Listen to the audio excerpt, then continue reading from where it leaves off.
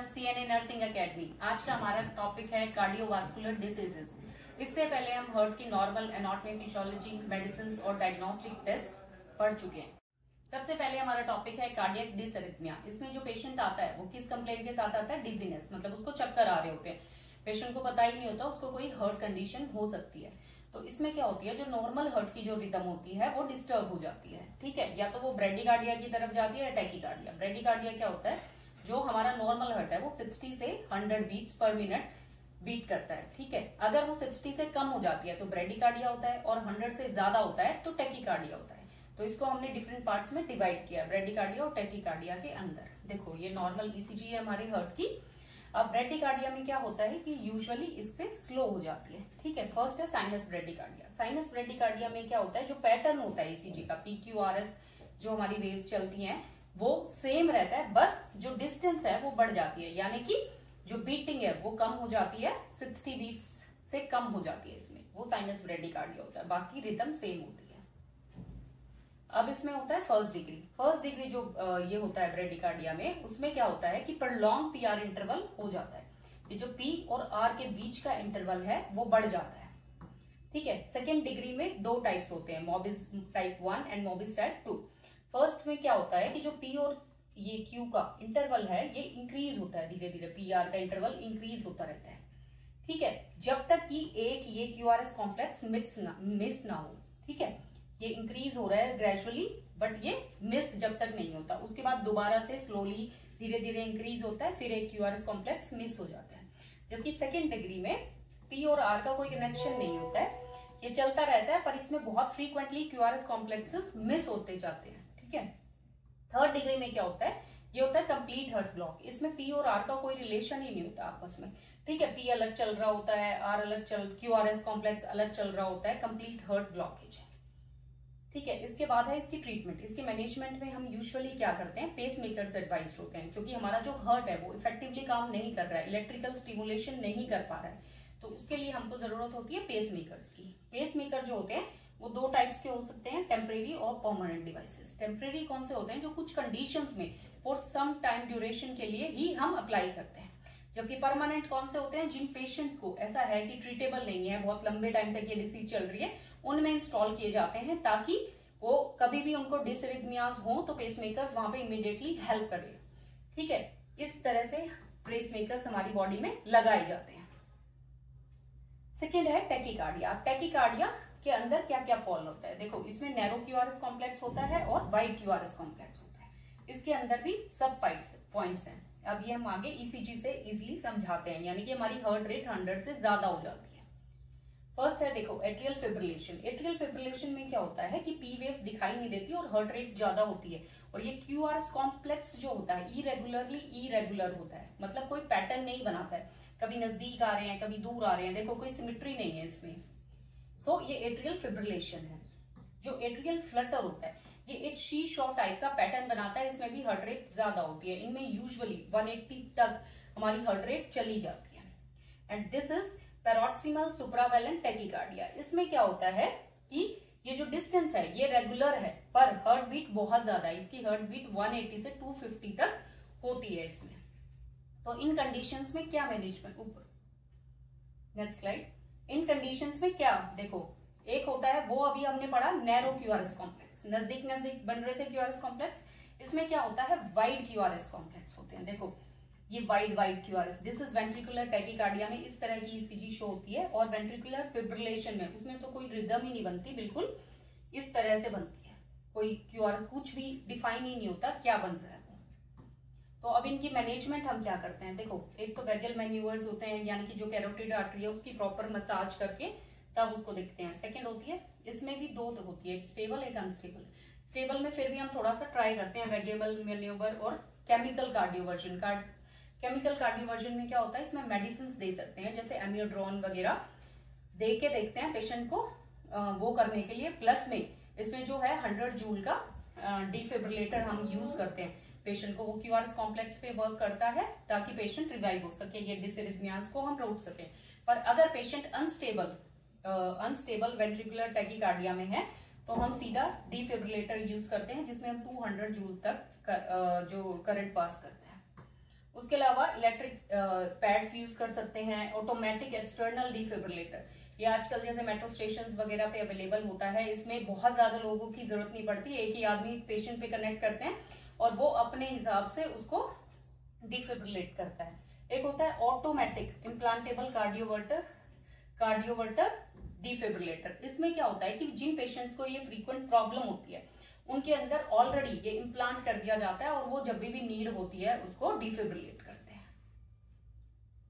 अब हमारा next topic है एंजाइना। एंजाइना एक्चुअली होता क्या है? ये होता है हमारा चेस्ट पेन। चेस्ट पेन के साथ पेशेंट कंप्लेन करके हॉस्पिटल यूजुअली जाता है, उसको एंजाइना कहते हैं। तो ये कैसा होता है? ये क्यों होता है कि जब बॉडी में ऑक्सीजन, जो हमारी मायोकार्डियम है, उसको सफिशिएंट क्वांटिटी में ब्लड और ऑक्सीजन नहीं मिलते, तो इस्चीमिया की वजह से उसको चेस्ट पेन होता है। ये जो चेस्ट पेन होता है ये सबस्टर्नल क्रशिंग, बिल्कुल स्क्वीजिंग पेन होता है, बहुत सीवियर पेन होता है।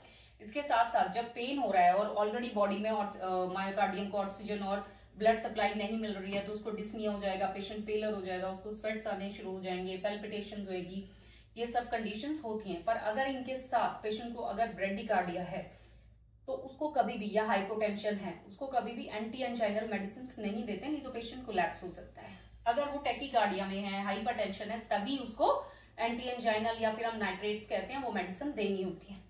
ठीक है, अब इसमें डायग्नोस्टिक टेस्ट, ये इनिशियल है, ये भी स्टेबल और अनस्टेबल होता है। अगर पेशेंट को हम नाइट्रेट दिया और पेशेंट उसका पेन जो है रिलीव हो गया विद इन 15 मिनट से पहले, इट मीन्स वो स्टेबल एंजाइना में था। उसके बाद हम उसकी इन्वेस्टिगेशंस कराते हैं, ECG, stress testing, cardiac enzymes, ये सब मैंने पहले बताया हुआ है आपको। पर अगर पेशेंट अनस्टेबल एंजाइना में है तो उसको भी हम उसके बाद उसको फर्दर रिवाइव करते हैं।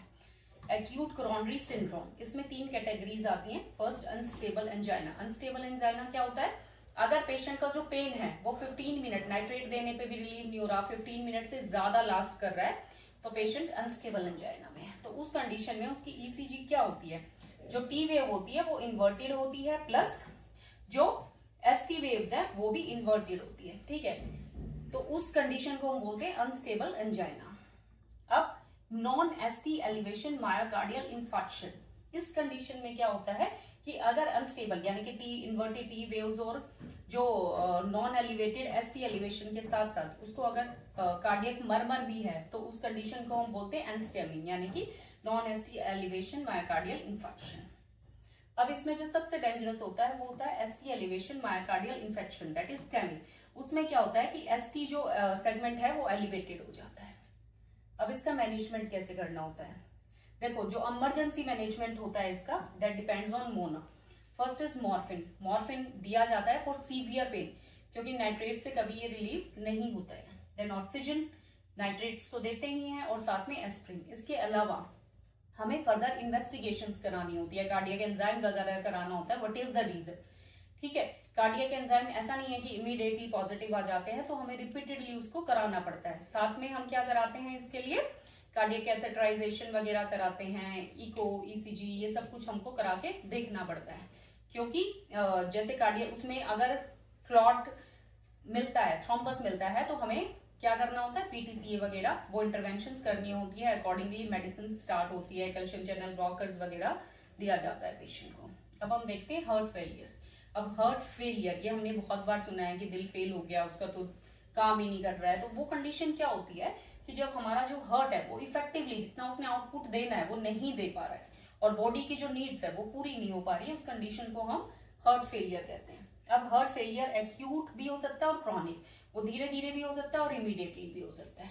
ठीक है, और इसमें further next slide, further divide करने के लिए हम क्या देखते हैं कि राइट साइडेड और लेफ्ट साइडेड। यूजुअली जो हार्ट फेलियर को हम डिफाइन करते हैं कि राइट साइड की तरफ हमारे हार्ट में 4 चैम्बर्स होते हैं, तो जो right side of the heart है, देखो this is the right side and this is the left. जब फेल हो जाता है तो जो यहाँ पे है वो ब्लड फिल हो जाता है, वो बाहर जा ही नहीं पाता जितना इफेक्टिवली उसने जाना है, पूरी बॉडी को देना है। जब नीड्स पूरी नहीं होगी तो बॉडी में दिक्कत होनी शुरू हो जाएगी। नेक्स्ट, तो जो राइट साइड हार्ट फेलियर होता है तो उसमें यूजुअली क्या होता है कि देखो, जब भी कोई ब्लॉकेज या कुछ भी है या काम प्रॉपरली नहीं आ रहा है, तो जो ब्लड इंफीरियर या सुपीरियर वेना केवा से हमारे राइट चैम्बर में आ रहा है, जब ऑलरेडी वो फुल है तो वहां पे नहीं आ पाएगा तो क्या होगा? वो ब्लड पीछे हमारी जो मेन वेन्स हैं उनमें रुक जाएगा। तो क्या होगा? एक तो एडिमा, डिपेंडेंट एडिमा मतलब ब्लैड्स वगैरह में स्वेलिंग होनी शुरू हो जाएगी, और जुगुलर वेन डिस्टेंशन, जो हमारी नेक की वेन्स हैं वो सूख जाएगी, फूल जाएगी बिल्कुल।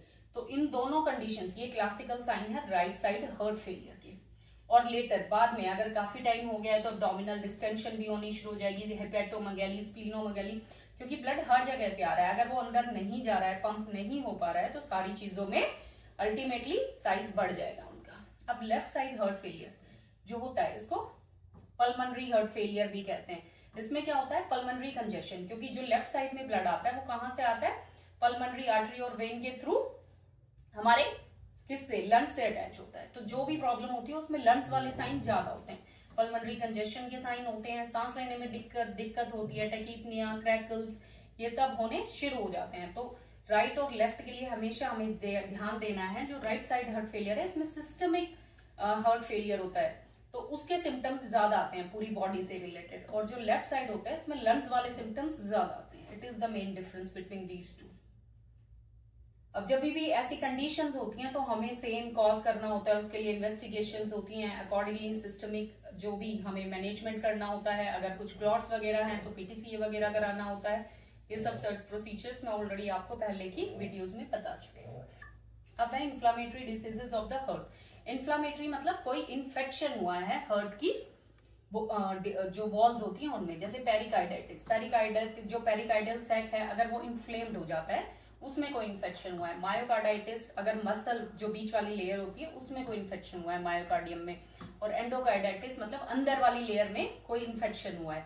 तो इनके जो मैनेजमेंट होता है उसमें यूजुअली क्या होता है, इन कंडीशंस में भी हार्ट हमारा प्रॉपरली काम नहीं कर पाता, और उसमें ज्यादातर हमको एंटीबायोटिक, आईवी एंटीबायोटिक वगैरह शुरू करनी होती है पेशेंट के लिए।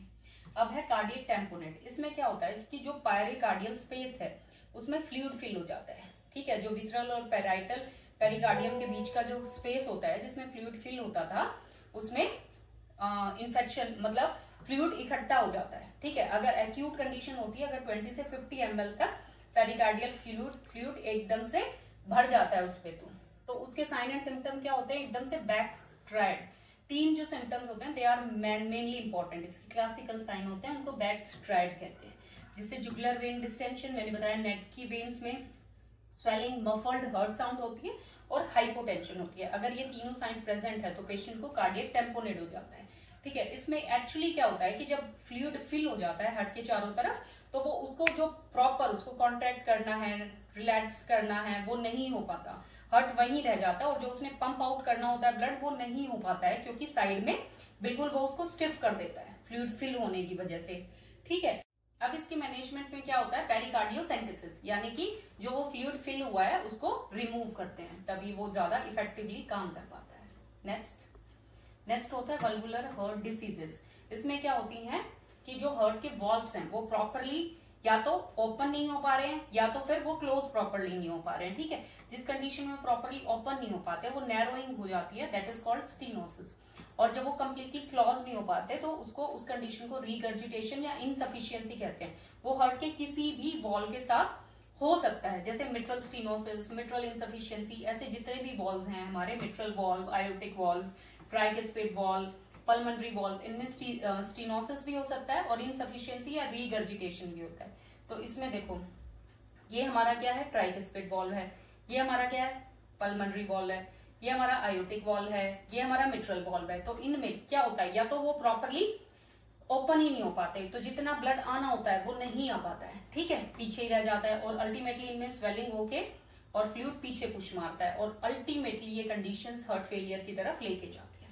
और जो इनसफिशियंसी वाली कंडीशन होती है उसमें क्या होता है कि ओपन रह जाता है, इसको आइडियली क्लोज हो जाना चाहिए, जैसे इसमें ब्लड आया ये बंद हो जाता है पूरा, और उस कंडीशन में जैसे ये ओपन रहता है तो ब्लड वापस इसी में जाना शुरू हो जाता है, ठीक है। इससे साइनोसिस वगैरह की भी कंडीशन होती है, और ब्लड बिल्कुल मिक्स हो जाता है प्रॉपरली, जो उसे अनमिक्सिंग होनी चाहिए थी वो नहीं हो पाती है, ठीक है। इनमें क्या करते हैं, वॉल्व्स वगैरह को रिप्लेस करते हैं, इनिशियली रिपेयर करने की ट्राई करते हैं, नहीं होता है तो प्रोस्थेसिस वगैरह से इसको रिप्लेस करते हैं, ठीक है। ये रिपेयर वाले जैसे परक्यूटेनियस वल्वुलोप्लास्टी, मिट्रल एन्युलोप्लास्टी, ये सब करते हैं, नहीं तो रिप्लेसमेंट कर देते हैं इनकी, ठीक है। अब कार्डियोमायोपैथी, इसमें क्या होता है कि जो हमारी जो मायोकार्डियम और एंडोकार्डियम है उसमें फाइब्रोसिस हो जाता है इस कंडीशंस में। तो इसके 4 होते हैं टाइप्स, जैसे dilated myopathy, non obstructed myopathy, obstructed myopathy और रिस्ट्रिक्टिव मायोपैथी। तो डायलेटेड मायोपैथी में क्या होता है, फाइब्रोसिस हो जाता है और उसके जो चैम्बर्स होते हैं वो डायलेट हो जाते हैं। ठीक है। लेफ्ट साइड हार्ट फेलियर वाले सिम्टम्स आने शुरू हो जाते हैं, डिसरिथमियाज वगैरह भी होता है। इसमें क्या करते हैं, एक तो हार्ट फेलियर वाली ट्रीटमेंट करते हैं, जो भी मैनेजमेंट होता है वो वैसोडाइलेटर्स, डिसरिथमियाटिक और हार्ट ट्रांसप्लांट की जरूरत हो सकती है। नॉन ऑब्स्ट्रक्टेड में क्या होता है कि वॉल्स के साथ साथ hypertrophy of the walls and septum हो जाता है, सेप्टम की स्वेलिंग। उसकी वजह से क्या होगा कि जो स्पेस है हमारे चैम्बर्स में वो कम रह जाता है और हार्ट अच्छे से काम नहीं कर पाता। ठीक है। पेशेंट को डिस्निया, एंजाइना, क्योंकि प्रॉपर जो ब्लड फ्लो होना है वो हो ही नहीं पा रहा है। ठीक है। इसमें वेंट्रिकुलो मायोटमी और मसल रिसेक्शन वगैरह करना होता है। नेक्स्ट, ऑब्स्ट्रक्टिव भी सेम होता है, बस उसमें क्या होता है कि लेफ्ट वेंट्रिकुलर रिसेक्शन हो जाती है। रिस्ट्रिक्टिव कार्डियोमायोपैथी में क्या होता है कि मिमिक करता है कंस्ट्रक्टिव पेरिकार्डाइटिस को, और उसकी वॉल्स जो होती हैं वो फाइब्रोज्ड हो जाती हैं और वो एक्सपैंड नहीं हो पाती। देखो ये है डायलेटेड, इसमें जो चैम्बर्स हैं वो डायलेट हो जाते हैं प्रॉपरली। इसमें क्या है, ये सेप्टम और वॉल, ये जो पूरी हाइपरट्रॉफी हो गई है, इसकी वजह से जो इनमें स्पेस बचा वो कम बचा है। और उसमें क्या है कि जो वेंट्रिकल्स की वॉल है ये स्टिफ हो जाती है, उसकी वजह से जो उसने पंप आउट करना है वो कर ही नहीं पाता है। ठीक है।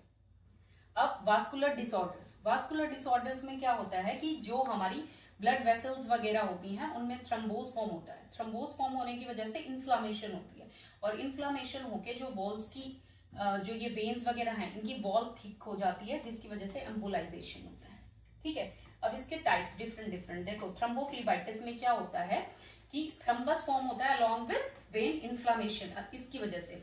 ठीक है। Thrombus associated with vein inflammation. Then phlebothrombosis, इसमें क्या होता है, थ्रम्बस होता है पर without a vein inflammation.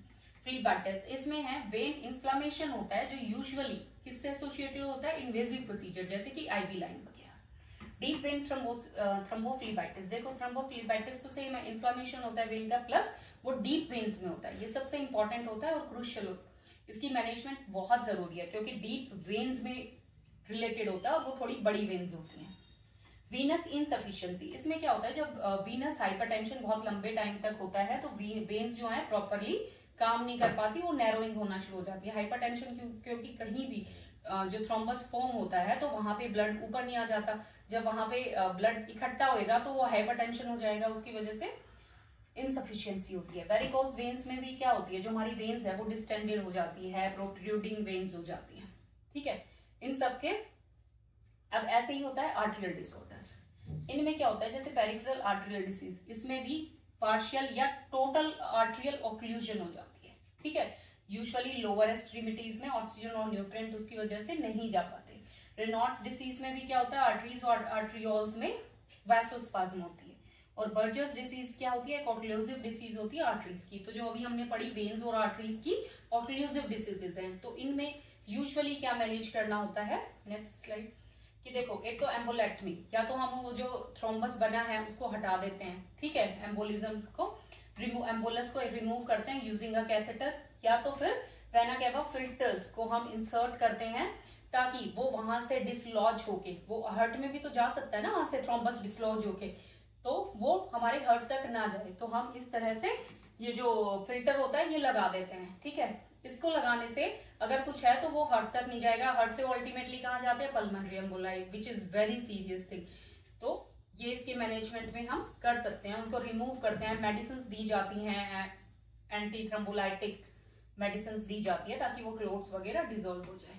Aortic aneurysm, aortic aneurysm में क्या होता है कि जो आर्टेरियल वॉल है जैसे स्ट्रेट होती है उसका एबनॉर्मली डायलेशन हो जाता है। ठीक है। वीकनेस की वजह से या स्ट्रेचिंग की वजह से। अभी जो इसके टाइप्स 4 टाइप्स होते हैं इसके, फ्यूजिफॉर्म, फ्यूजिफॉर्म में क्या होता है कि उसका पूरा सर्कमफ्रेंस डायलेट हो जाता है। ठीक है।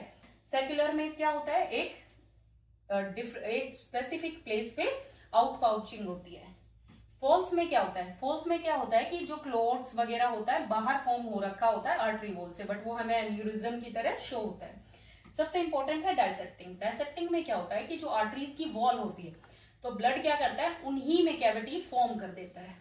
ठीक है, ये सबसे सीरियस होती है। एन्यूरिज्म में क्या होता है, डेक्रॉन जो होता है ग्राफ्ट लगाना होता है। डेक्रॉन ग्राफ्ट से क्या होता है, जो स्ट्रेट जैसे आर्टरी जा रही है और उसमें वो ऐसे आउट पाउचिंग होगी तो ब्लड ऐसे फैलता रहेगा, पर जब हम डेक्रॉन ग्राफ्ट स्ट्रेटली लगा देते हैं तो वो जैसे पहले ब्लड फ्लो हो रहा था वैसे स्मूथली हो जाता है।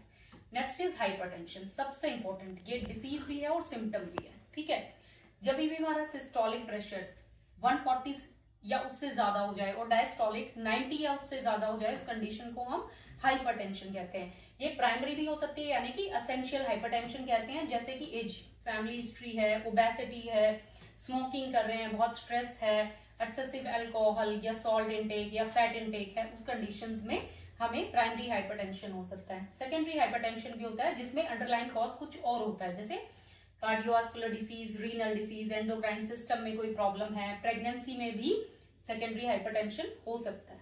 ठीक है, अब कुछ कंडीशंस ऐसी होती है जिनको हाइपरटेंसिव क्राइसिस कहते हैं। ठीक है, वो एक्यूट या लाइफ थ्रेटनिंग कंडीशंस होती है। जैसे आपका हाइपरटेंशन होता है, आपको इमीडिएटली उसमें ट्रीटमेंट की जरूरत होती है ताकि बीपी रिड्यूस हो जाए, नहीं तो वो हमारे टारगेट ऑर्गन्स को डैमेज कर सकता है, जैसे कि हमारे ब्रेन को, हार्ट को, किडनी, ये सारे इंपॉर्टेंट ऑर्गन्स है, रेटिना ऑफ द आई, तो इमीडिएटली इसमें डेथ भी हो सकती है। तो इसको मैनेज करना होता है। इसमें क्या देना होता है, देखो सारे जो भी हाइपरटेंशन है इसमें एंटी हाइपरटेंसिव मेडिसिन मैंने आपको बताई है पहले, calcium channel blockers, beta blockers, जो भी इसकी प्रॉपर मैनेजमेंट है वो सब इनमें देना होता है, साथ में एंटी हाइपरटेंसिव मेडिसिन। तो इसी के साथ हम कार्डियोवास्कुलर डिसीजेस को खत्म कर रहे हैं। आपको इससे रिलेटेड कोई भी क्वेरी है तो हमें प्लीज कमेंट कीजिए और लाइक और सब्सक्राइब कीजिए हमारे चैनल को। Thank you.